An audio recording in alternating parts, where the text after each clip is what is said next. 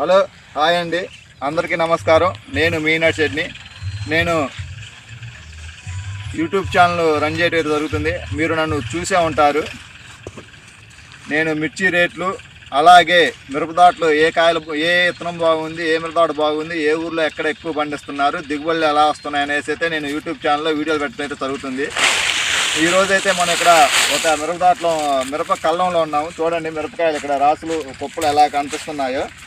ఈ మిరపతోట పండించిన రైతు సోదరులు అయితే ఇక్కడ ఉన్నారు. ఇదిగో మన రైతు, ఈ రైతు ఒక అతను, అలాగే ఇంకొక రైతు కూడా ఇక్కడ ఉన్నాడు. ఆ రైతుని కూడా ఒకసారి చూపించండి. రైతు ఇదిగో పండించిన కాయల్ని కళ్ళంలో అయితే ఈ విధంగా కుప్పల ద్వారా చేసి ఇలా చేయడం జరుగుతుంది.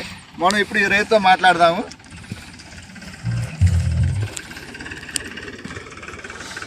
అన్న నమస్తే అన్న. ఏం పేరు నీ పేరు? గోపాల్, బి గోపాల్.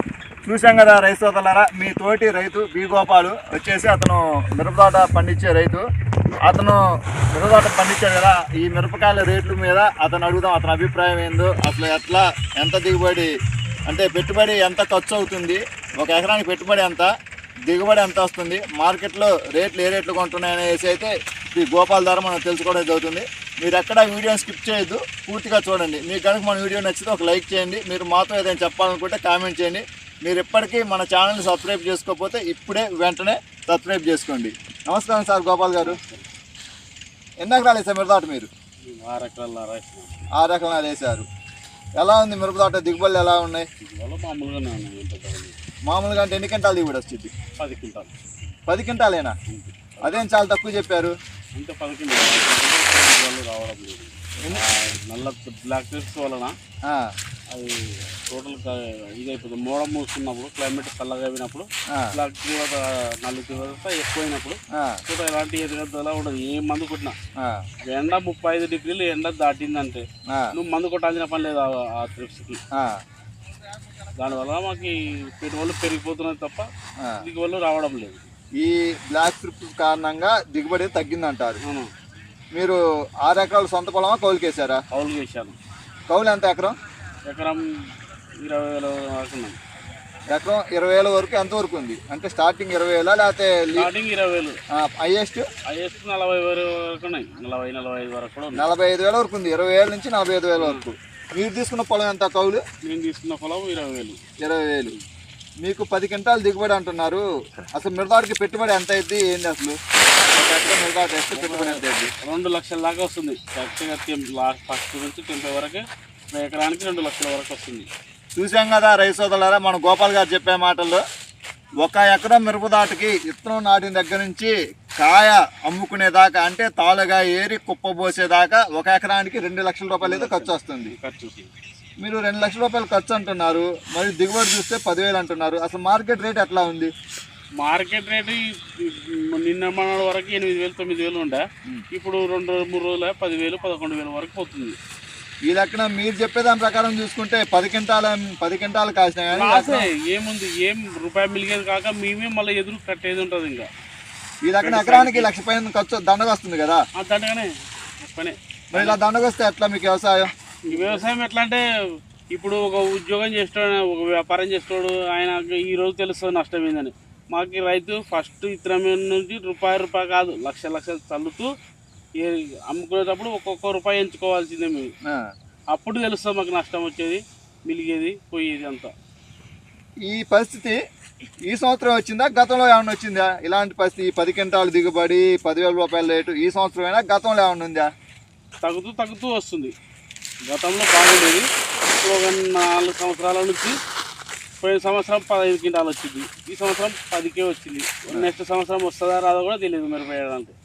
చూసాం కదా రైతు సోదరులారా, గోపాల్ గారి మాటల్లో, పోయిన సంవత్సరం 15 క్వింటాల దాకా దిగుబడి వచ్చింది, ఈ సంవత్సరం 10 క్వింటాల దాకా దిగుబడి వచ్చింది. మార్కెట్ కూడా 10,000 అమ్ముతున్నది. ఎకరానికి 1,00,000 రూపాయల వరకు అయితే దండగా వస్తుంది అనేసి గోపాల్ గారు చెప్తున్నారు. గోపాల్ గారు, ఈ 10,000 రేటు అంటే మీరు ఇప్పుడు 10,000 చెబుతున్నారు కదా, ఇంతకుముందు ఎట్లా ఉన్నాయి? గత 5 సంవత్సరాలు కనుక కనకపోతే రేట్లు ఎట్లా ఉన్నాయి మిర్చి రేట్లు? గత 5 సంవత్సరాల ముందు 18,000, 19,000, 20,000, 22,000, 23,000 వరకు కూడా ఆడినాము. ఇప్పుడు 2 సంవత్సరాలు అయింది. పోయిన సంవత్సరం ఇప్పుడు తగ్గుతూనే వస్తుంది. మార్కెట్ తగ్గుతూనే వస్తుంది. పంట తగ్గుతూ వస్తుంది, ప్లస్ రేటు కూడా దిగిపోతూ ఉంది. చూసాం కదా రైతు సోదరులారా, మన గోపాల్ గారి మాటల్లో అతని బాధని అతని ఆవేదన చూసాం కదా. అతను ఏం చెబుతున్నాడు అంటే గతంలో అంటే ఇప్పుడు 2025 సంవత్సరం ఇది. గతంలో అంటే ఒక 5 సంవత్సరాలు వెనకపోతే 2020 కాడి నుంచి కూడా ఇప్పుడు దాకా కనుక చూసుకుంటే 20,000 నుంచి 25,000 దాకా రేట్ అయితే ఉండటం జరిగింది. పోయిన సంవత్సరం నుంచి అంటే 2024 దిగుబడి 2024 దిగుబడి అంటే మార్చి కాడి నుంచి ఇప్పటి వరకు కూడా మార్కెట్ లేదు. ఈ 2 సంవత్సరాల నుంచి మార్కెట్ లేదు. మరి ముందు ఎలా ఉంటుందో అర్థం కావట్లేదు అనేసి అయితే గోపాల్ తన బాధను అయితే వ్యక్తం చేయడం జరుగుతుంది. గోపాల్ గారు, ఈ రేట్లు ఇలా కొనసాగితే భవిష్యత్తులో మరి వ్యవసాయం మిర్చి సాగు చేయలేదు వాస్తవానికి. ఒక్క సంవత్సరం అంటే ఒక 50,000 బరాయగలుగుతాము. ఇప్పుడు 2 సంవత్సరం ₹1,00,000 అయింది ఇప్పుడు కప్పు ఫ్రెష్గా. ఒక ఎకరానికి ₹1,00,000 అప్పు అయింది. నెక్స్ట్ వేసినాము అనుకో, నెక్స్ట్ ఇంతకు దిగిపోయింది అనుకో, ఒకటే సంవత్సరమే ₹1,00,000 అవుతుంది. లక్ష సంవత్సరానికి ఇంట్రెస్ట్ లెక్కేస్తే 2 లక్షలకి ఎంత అవుతుంది ఇంట్రెస్ట్? నెలకి 18,000 చొప్పున 2,36,000 వచ్చింది వడ్డీ. మేము పంట కాదు, పంట పండియకుండా మేము అప్పు కట్టలేము. ఇట్లా ఈ విధంగా సాగు చేస్తే ఇంకా మేము ఏ విధంగా ఆస్తులు కూడా అమ్మితే చాలా పండియలేము. చూసాం కదా రైతు సోదరులారా, గోపాల్ గారి ఆవేదన. ఎకరానికి ₹1,00,000 దండగ వచ్చింది. 6 ఎకరాలు వేసాను, ₹6,00,000 దండగా. ఏదో ఒక సంవత్సరం ఒక 50,000 దండగ వస్తే నేను తట్టుకోగలుగుతా, కానీ ఇట్లా ప్రతి సంవత్సరం దండగ వస్తే నాకు వడ్డీలకే నా జీవితం సరిపోదు, నాకు ఆత్మహత్యే సరైన అనేసి అయితే అతను మాటల్లో అతని బాధలు అయితే మనకు అర్థమవుతుంది. మీరు ఈ రేటు విషయంలో ప్రభుత్వానికి ఏమైనా చెప్పాలనుకుంటున్నారా?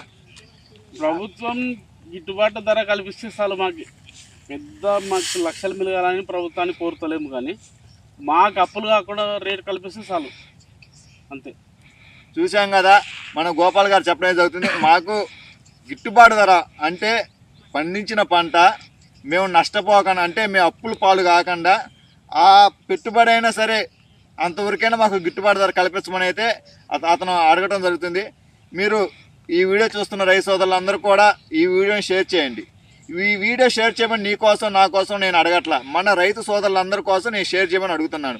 మీరు కనుక ఈ వీడియో షేర్ చేశారంటే ప్రభుత్వాల దగ్గరికి చేరే అవకాశం ఉంటుంది. కాబట్టి ప్రభుత్వం కూడా దీని మీద ఒక శ్రద్ధ, ఒక ఆలోచన పెట్టి, సరే వాళ్ళకి గనక మనం పెట్టిన వీడియో చూసి వాళ్ళకి గనక బాధ ఇలాంటివి కనుక అనిపించినప్పుడు ఏమన్నా గిట్టుబాటు ధర పెట్టే అవకాశం ఏమైనా ఉంటుందనే ఉద్దేశంతో మిమ్మల్ని ఈ వీడియో షేర్ చేయమని అడగడం అయితే జరుగుతుంది. రైతు సోదరులారా, మనం చూసాం కదా గోపాల్ గారి మాటలు. ఇలాంటి పరిస్థితి భవిష్యత్తులో రైతులకి ఎప్పటికీ రాకూడదు అనేసి మనం కోరుకోవడం జరుగుతుంది. నేను ఒక చిన్న మాట చెబుతాను, వినండి. ఈ వీడియోని ఎక్కడ స్కిప్ చేయదు రైతు సోదరులారా. మనం చరిత్ర కనుక చూసుకుంటే, చరిత్ర అంటే మనం ఒక 70-80 సంవత్సరాలు కనుక 100 సంవత్సరాల నుంచి 70 సంవత్సరాలు కనుక వెనకపోతే గోపాల్ గారు, మన తాతోళ్ళు ఉన్నారు, తర్వాత తరం నానోళ్ళు, ఇప్పుడు మన తరం. మన తాతోళ్ళ తరంలో 100 మంది తాతోళ్ళు ఉంటే 100 మంది రైతులు వ్యవసాయం చేశారు. తర్వాత మన తాతోళ్ళ తరం నుంచి నానోళ్ళ తరానికి వచ్చేసరికి 100 మందిలో ఒక 70 మంది 80 మంది వ్యవసాయం చేశారు.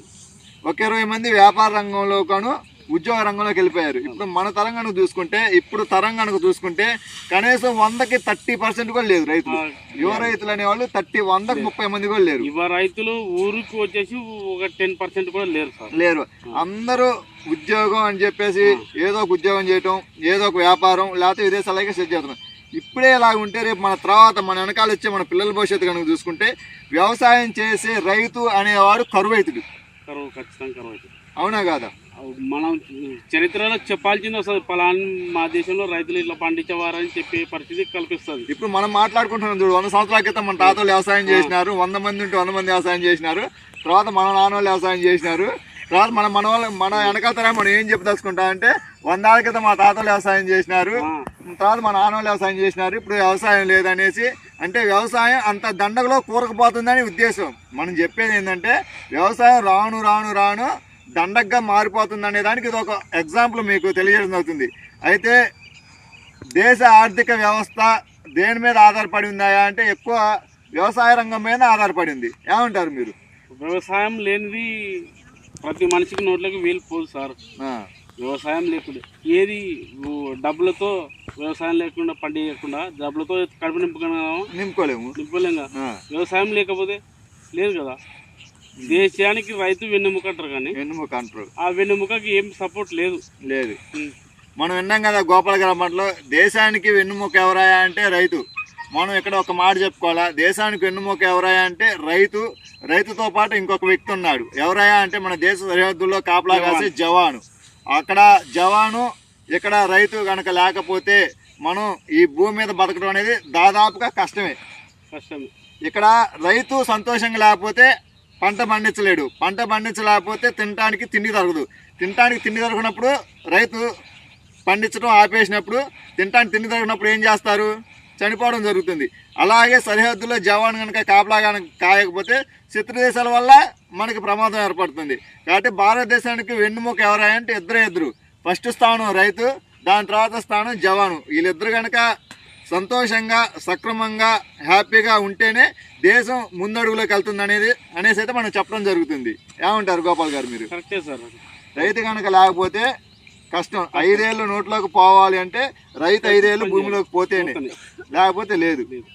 చూసాం కదా రైతు సోదరులారా, మీకు గనక మీ రైతు సోదరుల బాధలు గనక అర్థమైతే మీరు ఈ వీడియోని షేర్ చేయండి. ప్రభుత్వాల దగ్గరికి వెళ్ళేటట్టు వాళ్ళ దృష్టికి కనుక వెళ్తే గిట్టుబాటు ధర కల్పించే అవకాశం ఏమైనా ఉంటుంది. ఇంకొక చిన్న విషయం ఏంటంటే, నిన్నటి నుంచి నేను యూట్యూబ్లో ఫేస్బుక్లో చూడటం జరుగుతుంది, మిర్చి బోర్డు గుంటూరులో ఏర్పాటు చేస్తున్నారు అనేసి అయితే నిన్నటి నుంచి ఒకటి చూడటం జరుగుతుంది. అది నిజమో అబద్ధం ఎంతవరకు అయితే తెలియదు. ఆ బోర్డు ఏర్పాటు అయింది అన్నప్పుడు మనం అయింది అనుకోవాలా. ఈ ఫేక్ న్యూస్లు నమ్మొద్దు అంత తొందరగా. ఇప్పుడు పెడుతున్నారంటే అది ఎప్పుడు వస్తుందో తెలియదు. ఏమంటారు? ఇవాళ బోర్డు పెడుతున్నామని ఇవాళ కనుక అంటే అది ఎన్ని రోజులకు వచ్చిందో తెలియదు. అవునా కాదు? 2 సంవత్సరాలు అవుతుందో 3 సంవత్సరాలు అవుతుందో కూడా తెలియదు. మీరు ఆ మిర్చి బోర్డుని దృష్టిలో పెట్టుకొని ఈ కాయలు అమ్ముకోకుండా ఏసీలో పెట్టుకున్నా, లేకపోతే కాయలు సరైన నాణ్యత లేకుండా ఇది ఉన్నా కానీ మీరు ఇబ్బంది పడతారు. కాబట్టి మీరు మీ మిర్చి అమ్ముకునేటప్పుడు సరైన నాణ్యతా ప్రమాణాలు పాటించి మీరు కళ్ళంలో అమ్ముకోవాలా, యార్డ్లో అమ్ముకోవాలా ఒక నిర్ణయం తీసుకొని మీరు జాగ్రత్తగా మీరు పండించిన మాలను అయితే అమ్ముకోమని చెప్పడం అయితే జరుగుతుంది ఈ వీడియో ద్వారా. మీకు థ్యాంక్స్ అన్న మన దాంట్లో పాల్గొన్నందుకు. ఎన్ని నిమిషాలు వచ్చింది?